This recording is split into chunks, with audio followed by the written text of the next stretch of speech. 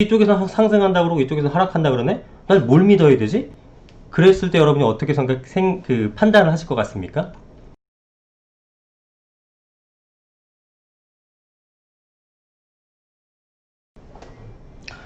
네, 안녕하세요. 이승훈 소장입니다.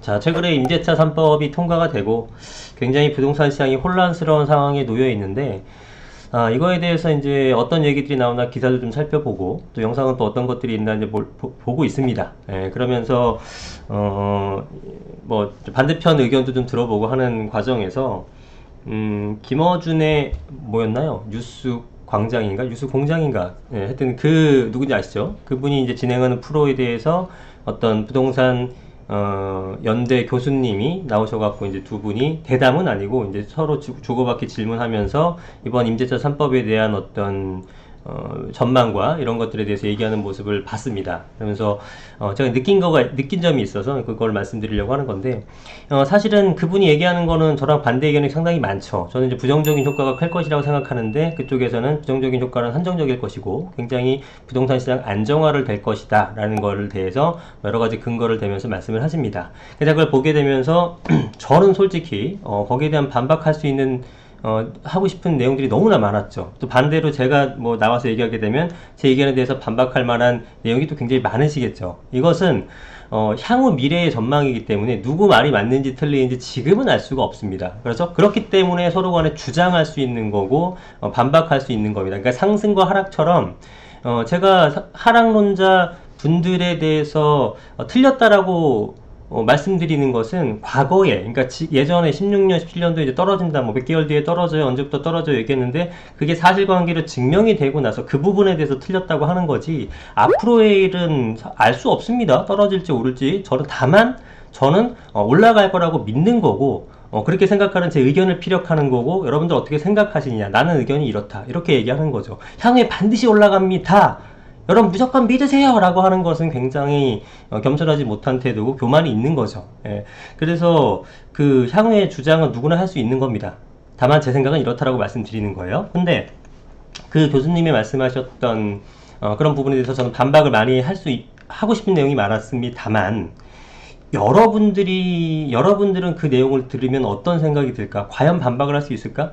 못하겠죠. 왜냐하면 이 업종의 이 부동산 전문가분들이 아니시고 이 업계에 계신 분들이 아니시라면은 알아듣는 것조차 힘겨울 수 있잖아요. 그래서 제가 뭐 주식이라든가 기타 다른 어떤 전문적인 내용에 대해서 전혀 모르듯이 똑같은 거 아니겠습니까? 그러면 저는 뭐 나름대로 전문가랍시고 나온 분이 얘기를 해. 그러면 믿게 되죠.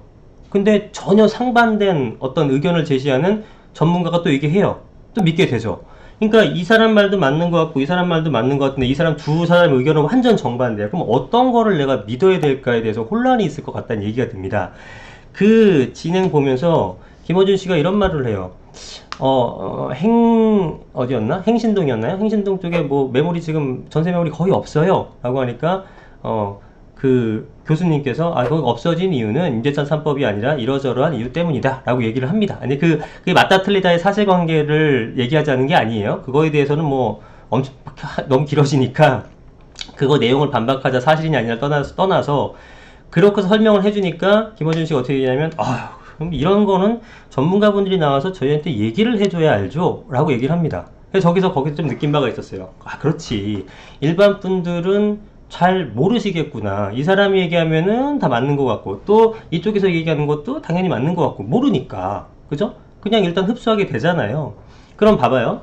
이쪽에서 얘기하는 얘기, 이쪽에서 얘기하는 얘기, 나는 다 모르는 얘기니까 다 그럴싸해. 다 전문가라고 나오는 사람들이야. 이 두 사람의 의견은 완전 상충돼. 대표적으로 상승론, 하락론 같은 거겠죠? 이쪽도 전문가, 이쪽도 전문가야. 근데 이쪽에서 상승한다 그러고 이쪽에서 하락한다 그러네? 난 뭘 믿어야 되지? 난 이쪽에 대해서 구체적으로 전문 지식이 없는데?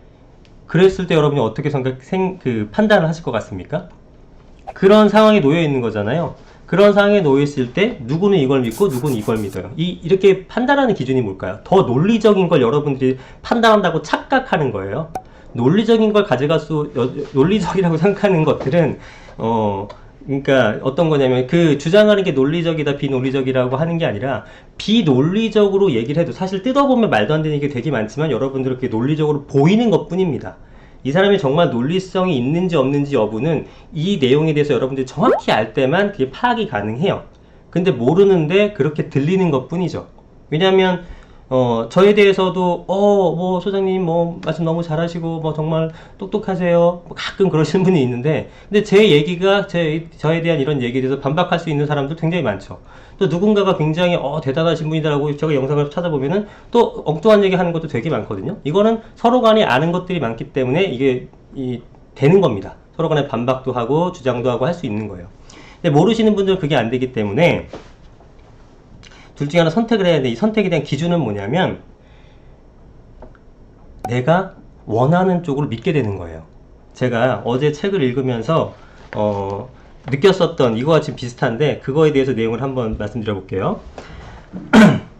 자, 선조가 임진왜란 때, 조선 선조가 임진왜란 직전 일본에 파견한 2명의 사신 중 서인이었던 황윤길은 도요토미 히데요시가 침략을 준비하고 있다고 했지만, 동인인 김성일은 그 반대로 도요토미 히데요시가 조선을 침략하겠다고 한 이야기는 허풍일 뿐이며 그는 조선을 침략할 만한 위인이 못 된다고 보고를 한 바 있다. 그러니까 임진왜란 직전에 일본에 2명의 사신을 보냈는데 이제 동인과 서인이 나눠지거든요. 근데 그때 당시에 정권을 잡았던 것은 이제 동인 쪽이 많았죠. 뭐 지금의 이제 여당 쪽 생각하게 돼요. 그러면 동인이 어떻게 보고를 했냐면 도요토미 히데요시는 조선을 침략할 사람이 아니다. 그러니까 침략하지 않을 거다. 전쟁 준비할 필요 없다. 라고 얘기를 했고, 한편에서는 도요토미 히데요시가 침략 준비하고 있으니까 준비하자라고 했어요. 그러면 결국은 두 사람이 또 생각한 바는 전혀 틀린 의견이죠. 근데 이 사람들은 똑같이 일본에 가서 준비 상황을 봤는데 바라보는 시가 완전 틀린 거죠.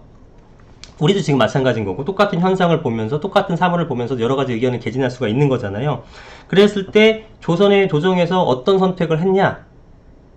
결국 우리도 이제 역사적 결과를 알지만 준비를 안 했죠. 전쟁에 대한 준비를 안 해서 임진왜란이 일어나게 됐는데, 물론 이제 준비했다 그래도 전쟁은 났겠지만 피해가 줄었겠죠.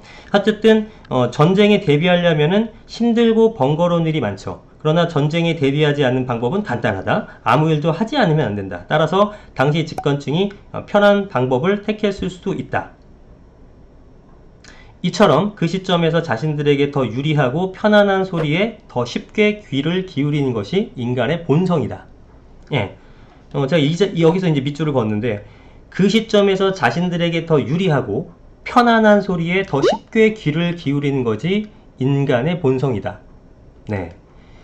저는 그런 것 같아요. 그래서 여러분들도 뭐 내용을 안다 그러면은 나름대로 이제 분석하고 이성적으로 판단하시겠지만, 모르는 분야에서는 둘 다 맞는 것 같은 얘기가 들려와. 그럼 뭘 생각하냐? 나한테 유리하고 편안한 소리에 더 귀를 기울이게 되는 겁니다. 여러분들 잘 생각해 보셨으면 좋겠습니다. 지금의 어떤 이 부동산 관련된 법들이 법제화되고 있는데, 이게 나한테 유리하기 때문에 응원을 하고 그런 것이 아니라, 그건 이제 가진 자도 그렇고, 뭐, 무주택자, 유주택자 마찬가지예요. 나한테 유리하다, 유불리를 따지면서, 좋다, 나쁘다를 판단하지 말고, 실제로 이게 정말 향후에 시장 전체적으로 봤을 때 부작용이 없는 것인지, 올바른 것인지에 대해서 따져보면은, 답은 나올 겁니다. 예, 지금, 임대차 3법 같은, 특히 이번에 이제 계약갱신 청구권 같은 경우도 2+2가 통과가 됐으면은 4년 뒤에는 여러분들 어떻게 하시려고 그럽니까? 4년 뒤가 아니라 지금 당장 기존 세입자 뭐 이제 그 임대차 만기가 2달 남았다. 그러면은 뭐 그래봤자 2년 2개월 남은 겁니다. 불과 2년 뒤에 여러분들 그 전세 부족한 공급에 대한 부분을 고스란히 본인들이 피해를 보는 겁니다. 예? 주택이 있는 분들은 피해 볼 게 없잖아요. 그죠? 주택이 없는 분들이 어쩔 수 없이 전세로 가야 되는데 전세가 하나도 없어요. 그러고 아니면 못하면 월세를 가야 돼요. 지방으로 밀려나야 돼요. 이거 견딜 수 있겠습니까? 응? 내가 지금 뭐 자녀분들 있거나 이런 분들도 아이들 학교도 다니고 커뮤니티 형성해놨고, 또 친구들도 다 이쪽에 있는데 전세가 없어가지고 밀려나는 그런 현상, 그런 거에 대해서 지금 정부가 대안이 없어요. 정부가 대안이 없잖아요. 그죠? 이걸 또 예측 못한 것도 아니고 본인들의 입으로 그렇게 얘기했잖아요. 4년 뒤에는 폭등이 일어날 수도 있다. 난 깜짝 놀랐습니다. 4년 뒤에 인상에 대한 뭐 우려가 있다, 이 정도 표현도 아니고 4년 뒤에는 폭등할 가능성이 있다. 그 폭등 인정하는 거죠. 그쪽에서도 그 정도 얘기하는데 제가 봤을 때는 아마 뭐 미친 듯한 대란이 일어날 수도 있습니다. 거기에 대해서 뭐 얘기하는 아까 뭐 김어준에 갔다 나왔던 4년 정도면은 대비할 수 있는 시간 뭘 대비합니까? 뭐 어떻게 대비해? 4년 동안 돈을 모아봤자 얼마나 모은다고, 그죠? 예, 나는 모르겠습니다. 지금 당장에 여러분들이 당장에 편한 것들 생각하고 조금 더 미래 일에 대해서는 걱정을 안 하시는 그런 느낌이 좀 많이 들어서 우려스러워요. 당장 편안하게 되면은 나중에 어떻게 되건 말건 그 생각을 못 하는 건지, 예, 가장 피해를 보는 부분이 누구냐면은 현재 세입자가 가장 피해를 많이 볼 수 있습니다. 임대는 막말로 4년, 뭐 2년 뒤에 못 올리는 거 그거 하나 짜증나는 건데 4년 뒤에 왕창 올리면 되죠. 그냥 뭐 편안하게 이해하자면. 그럼 그거에 대한 피해를 고스란히 누가 봐야 됩니까? 여러분들이 봐야 됩니다. 그죠? 그래서 지금 뭐 믿는 건 여러분들의 자유인데 조금 나한테 유리하고 편안한 소리에 귀를 기울이는 본성을 깨고 조금 더 내용을 파악하시고 조금 더 깊이 있게 그 공부를 해보시면은 어떤 것이 좀 합리적이고 올바른 정책인지 조금은 더 파악이 되지 않을까 판단을 합니다.